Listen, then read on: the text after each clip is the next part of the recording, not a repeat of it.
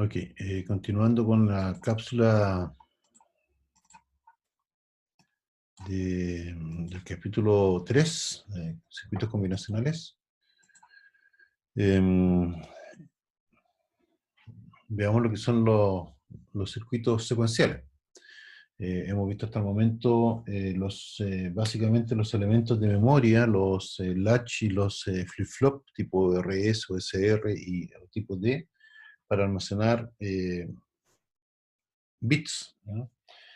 Entonces es necesario que entendamos los circuitos lógicos secuenciales, que en realidad se definen con una forma muy general, que son todos los circuitos que no son combinacionales. En el capítulo 2 vimos y definimos lo que son los circuitos combinacionales, y bueno, cualquier cosa que no sea combinacional son llamados circuitos secuenciales. Por ejemplo, aquí tenemos un problema que no es combinacional, porque aquí tenemos X a través de un inversor Y, a través de un inversor Z y a través de un inversor nuevamente X. Hay un feedback de la salida hacia la entrada. Es un circuito que no tiene entradas y tendría una o tres salidas, que serían X, Y y Z, y o Z, ¿ya? Y entonces se dice que este circuito, por ejemplo, si cambia Z, cambia Y, porque Y es el complemento de Z, pasa por un inversor y hay un retraso en el tiempo en la señal que fluye de la entrada a la salida. Y si cambia Y, cambia Z, ¿ya? Y al cambiar Z, cambia Y, por lo tanto, si estaba en 1, baja a 0, y esto entonces comienza a oscilar. Esto baja, esto sube, esto baja, esto sube, esto sube, esto sube, y así se produce, perdón, esto sube, esto baja, esto sube. Y de esta forma entonces se tiene lo que es un oscilador, un circuito que es estable, y que el periodo de este oscilador va a depender del retraso de las compuertas, es decir, lo que demore en fluir de X a Y, de Y a Z y de Z a X por los retrasos de estos inversores. Un, un, es un circuito que tiene un ciclo, ¿ya? Un camino que es un ciclo, y la salida entonces aumenta de vuelta a la entrada. La verdad es que eso es un circuito secuencial, ¿ya? Entonces, perdón, después aparecen estas definiciones en Verilog, que lo que es la descripción de un, que lamentablemente lo tengo que saltar. Siguiente, siguiente y siguiente, porque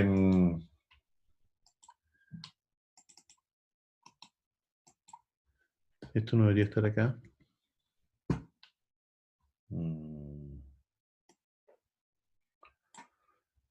Porque se ve en el próximo capítulo. En realidad hay unas definiciones de... Luego,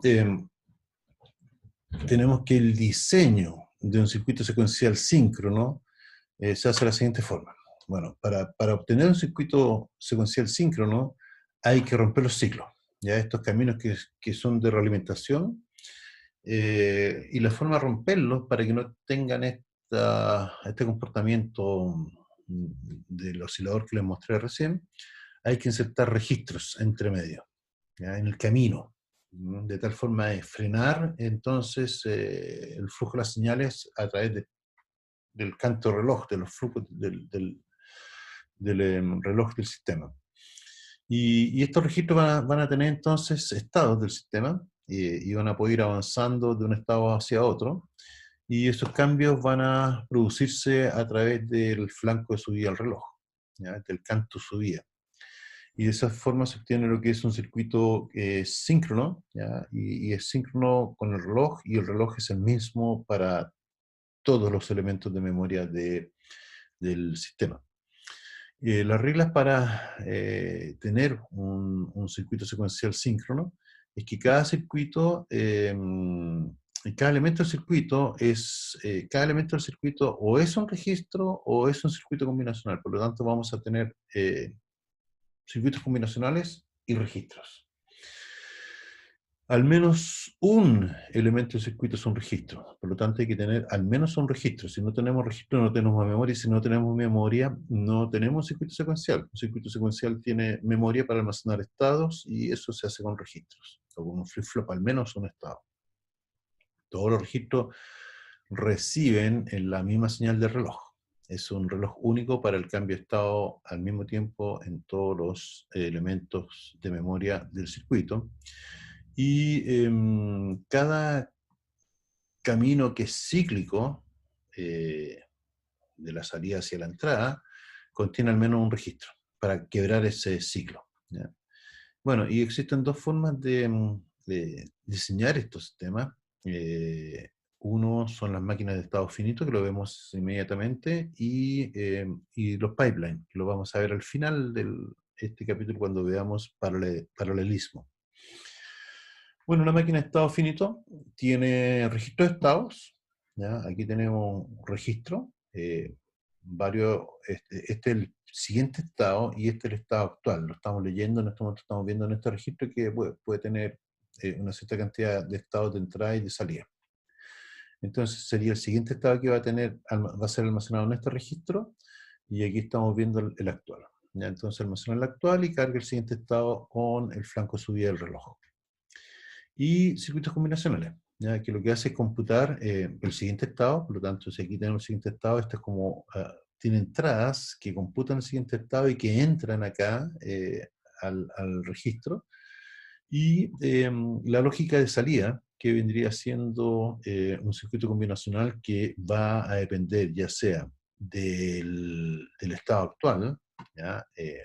Cambian la salida, o del estado actual y de la entrada. Vamos a ver que existen dos formas de representar esto. Y esos son las máquinas de estado finitos de Moore y de Mealy. ¿Cuál es la diferencia? Aquí tenemos Moore y tenemos que la entrada, aquí vamos a tener A, B, C, algunas entradas hacia un circuito combinacional. Ya sabemos diseñar circuitos combinacionales que tienen una entrada aquí, una cierta cantidad de variables, y una salida, que van a generar el siguiente estado. Pero este circuito combinacional además tiene como entrada el estado actual. ¿Ya? Aquí tenemos los registros, entonces el estado actual van a afectar el siguiente estado a través de este circuito combinacional. Y cuando se produce el flanco subido del reloj, el siguiente estado que genera este circuito combinacional va a pasar a ser el estado actual. Y el estado actual, bueno, cambia la lógica acá, pero esto no va a cambiar hasta el siguiente flanco de subida del reloj. Genera un cambio en la salida a través del circuito combinacional de la lógica de salida. Y entonces así funciona Moore. La salida solo depende del estado actual. La salida solo depende del estado actual. A diferencia de Mealy, que la salida depende del estado actual y depende de la entrada. Es decir, aquí cambia la entrada y aquí cambia la salida. ¿Ya? Aquí no, aquí cambia la entrada y no va a cambiar hasta que haya un cambio de acuerdo al flanco de subida del reloj. Así que, bueno, vamos a ver los estados perdón, las máquinas de estado finito, tanto de Mori como Mealy en las siguientes cápsulas para entender cómo funciona.